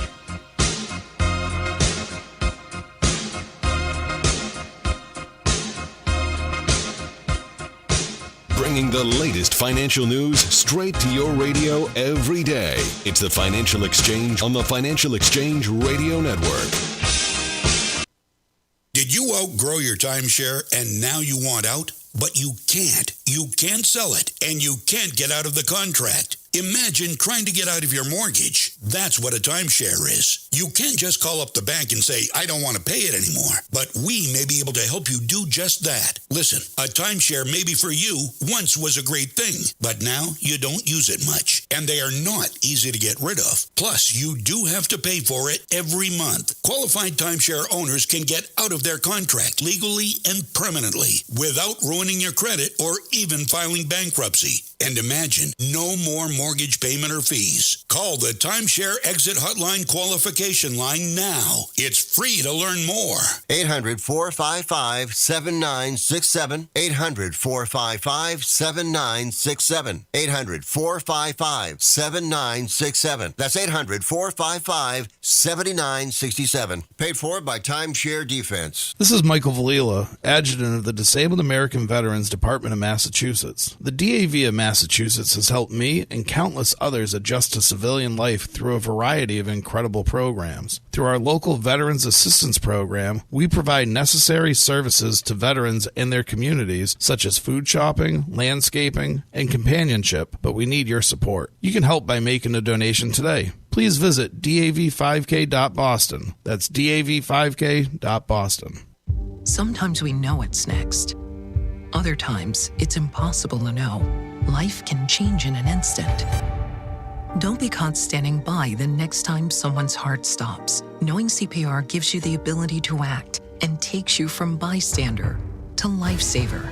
CPR is a life-saving skill. Join the nation of lifesavers today by learning CPR at heart.org/nation. National support for CPR education provided by Elevance Health Foundation. Artificial intelligence is constantly evolving and can even be a revolutionary asset to a financial strategy. Hi, this is Mike Armstrong from the Armstrong Advisory Group. Our new guide is called AI and Your Financial Plan. In it, we explain how artificial intelligence continues to make inroads into our daily lives and how the advent of its technologies may affect an existing or future financial plan. AI serves the public in a variety of ways, from apps to monitor personal finances to tools that analyze investments. AI is not the future anymore. Its effect is felt by businesses of all kinds on a daily basis. Call us today at 800-393-4001 and ask for your free guide. That number again is 800-393-4001, or you can request the guide online by visiting us at armstrongadvisory.com. The proceeding was paid for by Armstrong Advisory Group, a registered investment advisor. Nothing in the ad or in any Armstrong guide is specific financial, legal, or tax advice. Consult your own financial, tax, and estate planning advisors before making any investment decisions. Armstrong may contact you to offer investment advisory services. services. This is Tucker Silva of the Financial Exchange Show, and I'm joined today by estate planning attorney Todd Lutzke from the law firm of Cushing & Dolan with your Financial Exchange quick tip of the day. And today we're talking about techniques that can help protect your assets from long-term care expenses last minute. Todd, is the healthy spouse allowed to keep anything when the sick spouse enters a nursing home? And what happens if the sick spouse has the majority of the income? Great question, because when you're talking about applying for Medicaid last minute, or when someone enters a nursing home and you want to do this last minute, they're going to look at both assets and income, right? So from an asset standpoint, as a married couple, they do allow you to keep approximately $148,000. That piece is indexed for inflation or changes every year. The sick spouse is allowed to keep $2,000. So you're around $150,000 of total assets that you can keep. By the way, if you're single, you only get to keep $2,000 in assets. From an income perspective, the good news is that the healthy spouse can keep all of the healthy spouse's income, Social Security, pension, you name it. And so it does not matter how much income the healthy spouse has, but they are entitled to at least a minimum monthly maintenance needs allowance, but no maximum. Todd Lutzke and the estate planning experts at Cushing & Dolan have written a brand new guide that details last-minute Medicaid eligibility. You can request this brand new guide by calling 866-848-5699. That number again is 866-848-5699, or you can request it from their website, legalexchangeshow.com. The proceeding was paid for, and the views expressed are solely those of Cushing & Dolan. Cushing & Dolan and or Armstrong Advisory may contact you offering legal or investment services. Cushing and Armstrong do not endorse each other and are not affiliated.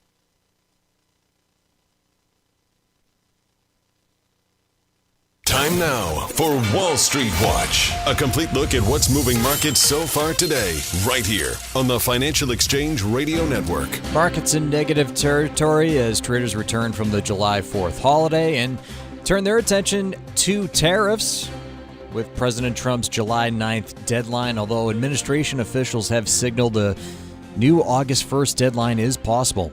At the moment, the Dow is off by 0.7% or 314 points. S&P 500 is down 0.6% or 37 points. NASDAQ down nearly 0.7% or 140 points. Russell 2000 now off over 1% or 23 points. 10-year Treasury yield is up by 4 basis points, now at 4.38%. And crude oil is up just over 0.7%, trading at $67.51 a barrel. More tensions between Elon Musk and President Trump after Musk said he would form a new political party called the America Party, with Trump calling it ridiculous. Tesla shares sinking nearly 7%. Meanwhile, CoreWeave said this morning it will acquire Core Scientific, a leading data center infrastructure provider, in an all-stock deal valued at about $9 billion. CoreWeave stock is down by 2%, while Core Scientific stock is down by 12%.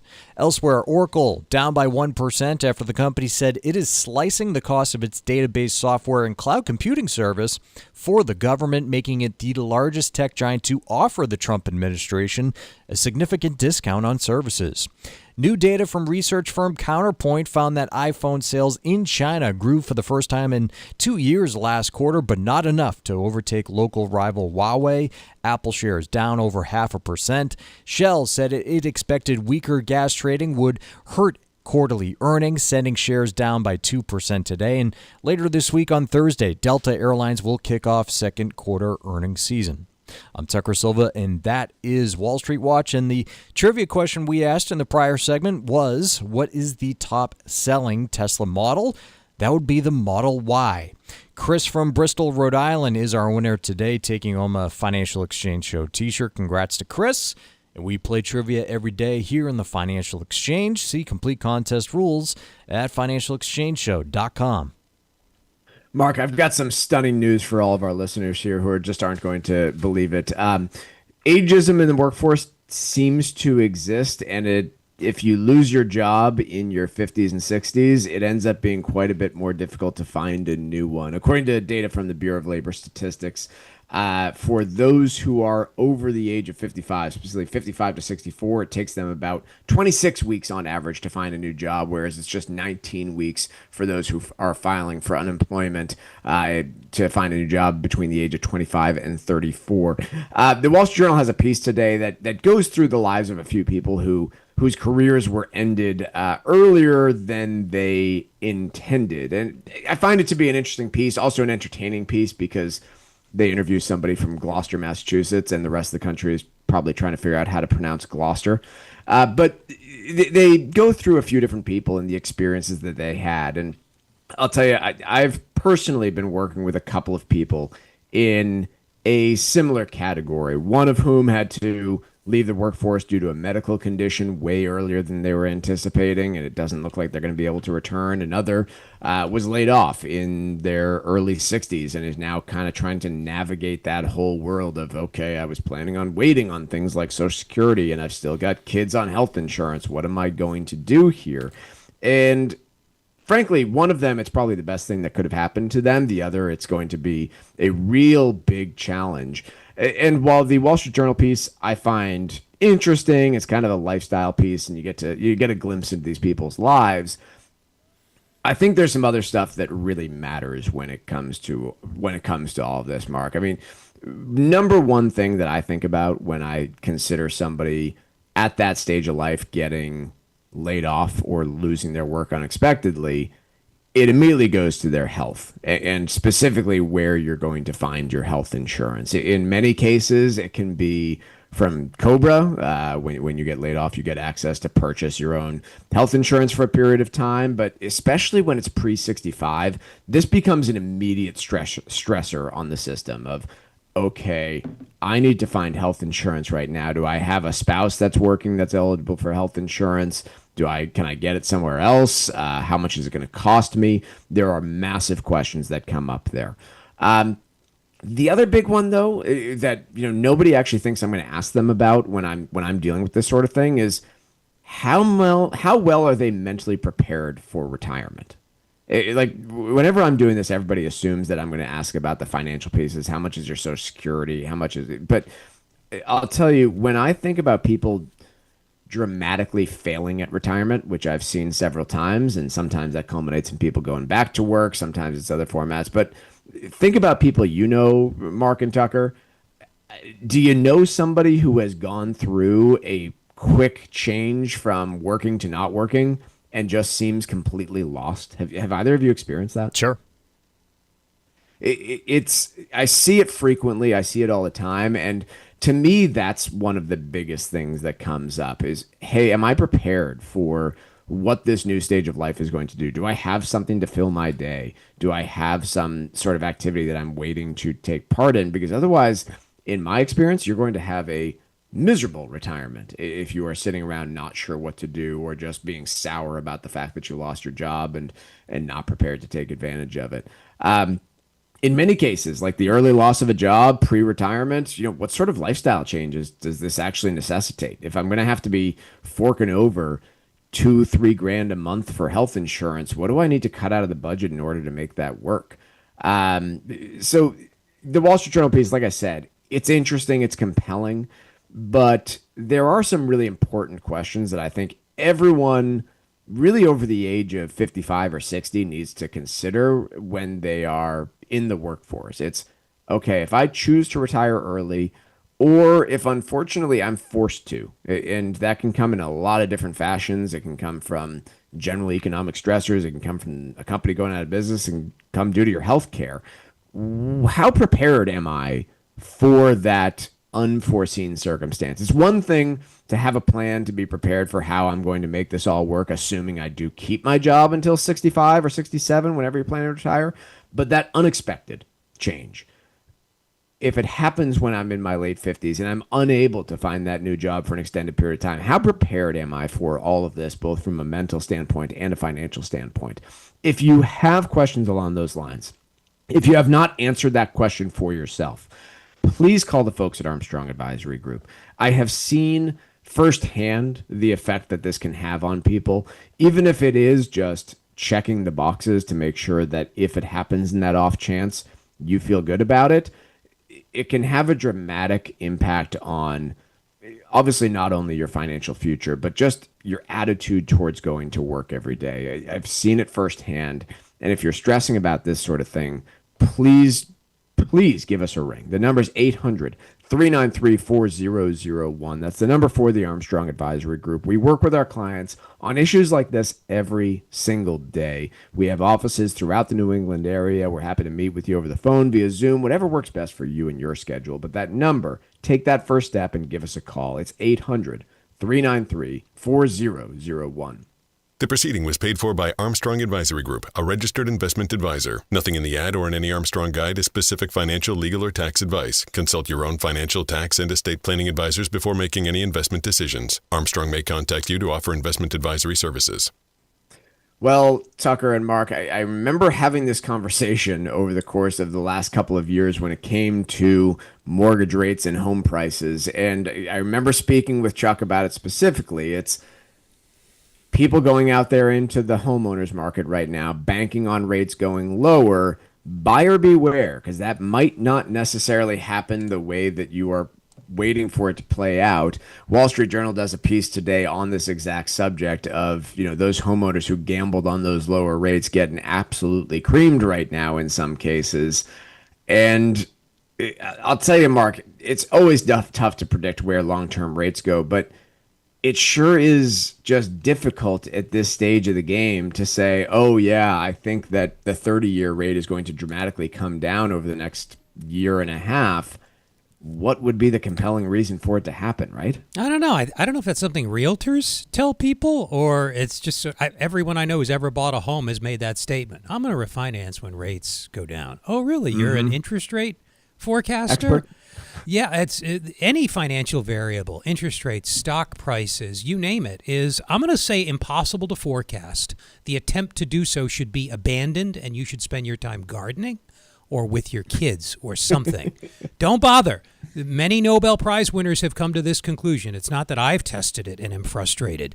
No serious person thinks you can. Now, there is no trend in long-term interest rates. That is true, although there have been long periods when rates tended to go up, like the 70s and 80s, and then gradually come down, like the decades since, more or less, when they plateaued. Are we participating in an upward trend again, where they go from 4.3 on the 10-year to 5 to 7 if inflation picks up? I don't really know, nor does anybody else. So that should not, I think, Mike, you would agree as a financial planner extraordinaire that that is not something that somebody should bake into their financial plan, lower interest payments at some point. God, absolutely not. I mean, look, the 30-year mortgage in my mind is one of the greatest investments that Americans can make if they can afford to buy a home, because you have a locked set interest rate that can only go down if you choose to refinance, right? I mean, like, you know where your payments are going to be.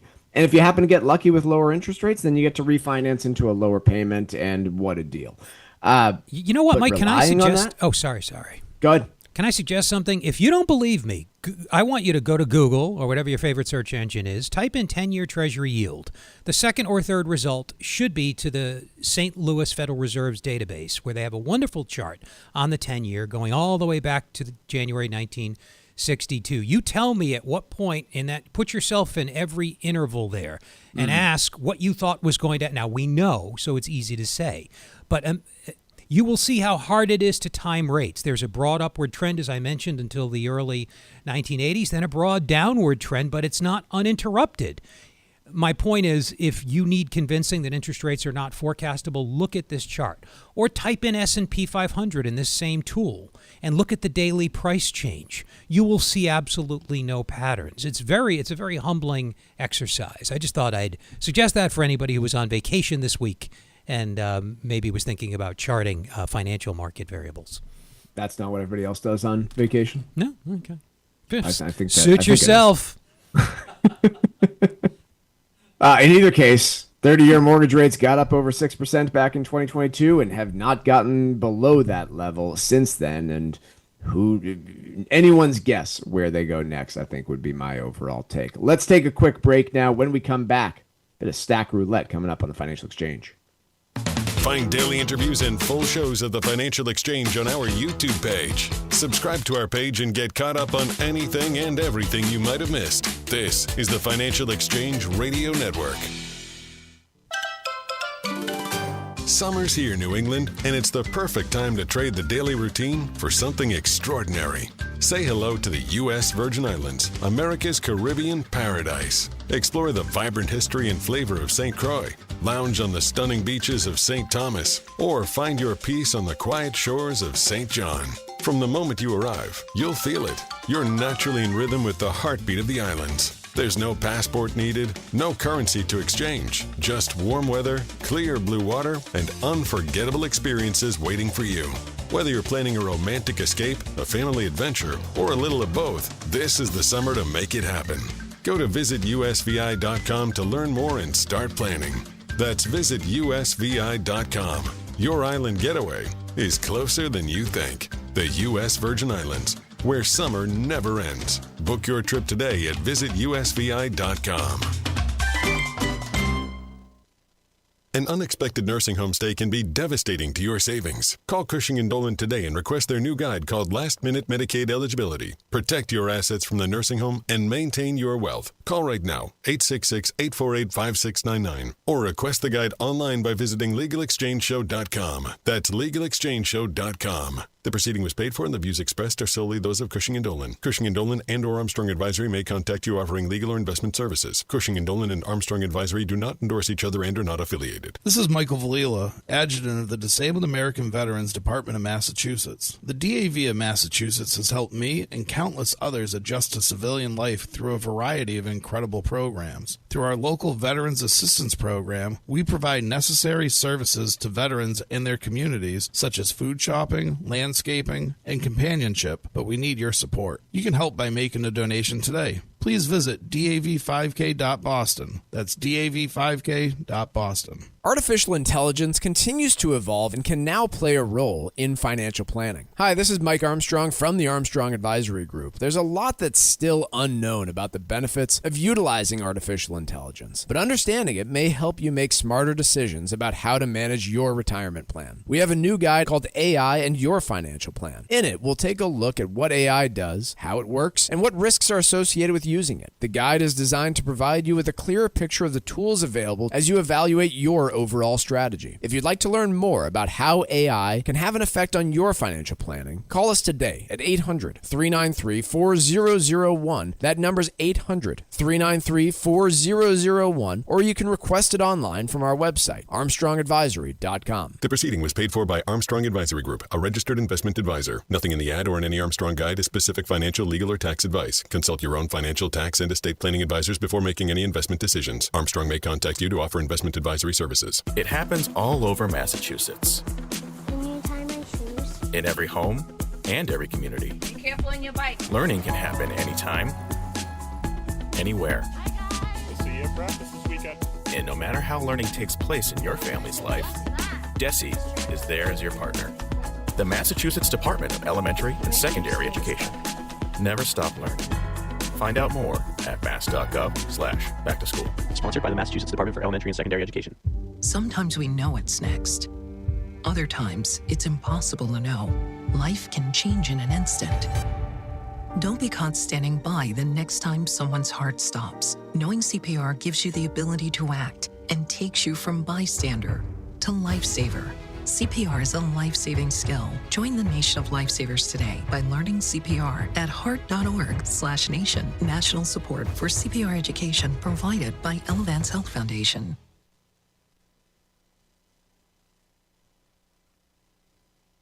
Hear the Financial Exchange every day from 11 to noon on SiriusXM's Business Radio Channel 132. Keep it here for the latest business and financial news and the trends on Wall Street. The Financial Exchange is now live on SiriusXM's Business Radio Channel 132. This is the Financial Exchange Radio Network.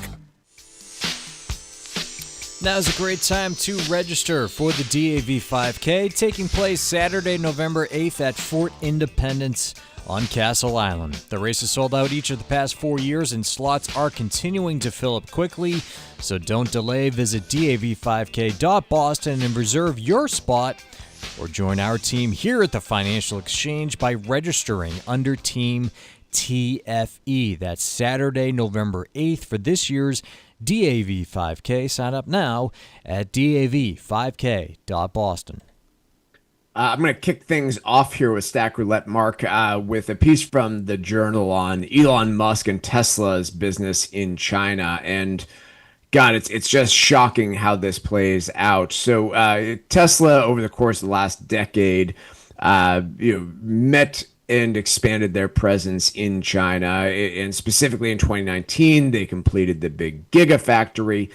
And shockingly, the Chinese government had some stipulations for them when it came to doing business in China, largely that there would be some form of technology sharing when it came to Tesla's battery tech and manufacturing processes. Wouldn't you know it, 6-7 years later, Tesla doesn't seem to have much of a business model in China anymore, and all the local Chinese automakers are becoming more popular and outselling it in just about every segment that's out there, and producing some darn good-looking cars at much lower price points than what Tesla can offer, completely upending. How many times are American businesses going to use this exact same playbook, the temptation of the Chinese market to go there, make their stuff, get all of their intellectual property completely ripped off, and then face competition from those same Chinese companies that went and ripped off their technology? We've seen it with, everything. We've seen it with almost every big tech company that I can think of. Apple's done it. Now, granted, you can't sell Chinese-made iPhones into the U.S. market, but you can into many others. They've undercut them every step of the way and learned how to manufacture. Yeah, it's not these just things. China. There's I forget the branch of economists who study this, but one example was like a T-shirt factory in some African country where Western businessmen went in, set it up, taught them how to do it, and then as soon as they could raise the capital, naturally they did it themselves. So this is a well-known, I think, risk when you're making direct investments as a company or whatever. Elsewhere, I guess you just figure there's going to be a period of very high profits before the inevitable competition, if, I guess, trade agreements allow imports. That's another consideration. And another reason why protectionist environment like the one we're in, and probably will be in for a long time, encourages businesses to jockey for favorable treatment. But it's a well-known, I'll call it problem, Mike, and I guess businesses just figure, well, they got to make hay while the sun is shining. Competition's inevitable anyway. Yeah, I guess that if you're going to take the very open-eyed approach to it, it's very simply, I'm a CEO who has a very short tenure here. My job is to goose the stock price over the next several quarters, and I can do that easily by going to China. Yes, exactly. Right? Completely misaligned with the long-term incentives, as we're seeing with Tesla and many other companies as well who have done this strategy. But you're right. For the several years, China arguably bailed Tesla out of completely failing because they needed somewhere cheap to build these cars, and China definitely served that. They're just now eating Tesla's lunch. What do you have for us, Mark? You've got like a minute. I don't even think I'm going to... it's about Boston's biotech sector reeling due to Trump's health policy uncertainty. It's in the Financial Times. I picked it because I thought it was interesting that an international newspaper picked up a story. But now we're a little Massachusetts-centric here. It's where we broadcast from. It's where we live. It's where we're overtaxed. So it caught my eye. There's nothing here that we don't know, but the international investor community is catching on to the fact that not catching on to the fact, I guess it's pretty obvious. Biotech is in trouble. They're out of favor with the current regime, and the universities that feed the research pipeline that ultimately translates into the downstream, so to speak, stuff that biotech does. Their funding's being threatened. So not a great outlook, Mike, for the economic model, if you like, that has propelled Massachusetts to the prosperity that we enjoy. Massachusetts, by the way, currently tied for the 10th worst unemployment rate in the country, along with Illinois, Colorado, New Jersey, Oregon, and Ohio sitting here at 4.8% unemployment, whereas this is as of May, whereas the rest of the country is 4.2%. That's all the time we have for today. Markets remain in negative territory. We'll have a full recap and more for you tomorrow. Have a great rest of your day, folks.